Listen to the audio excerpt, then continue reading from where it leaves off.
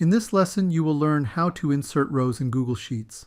Inserting rows is a simple process. Select the row where you want to insert the new row.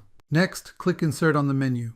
Finally, select Rows option Row Above or Row Below. I will select Row Above. The new row is inserted above.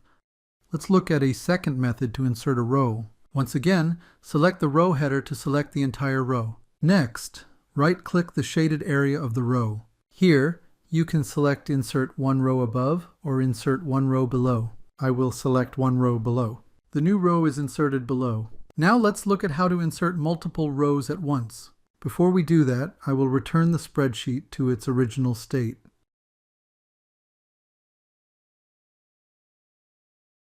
Let's say we wanted to insert 3 rows above the Times Square row. First, click the row header to select the row you want to insert rows above. Next, while holding the Shift key down, press the down arrow key 2 times to select a total of 3 rows.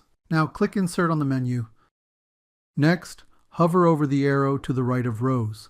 You will have the option to insert 3 rows above or 3 rows below. If you select 3 rows above, it will insert the rows above the top row you have selected.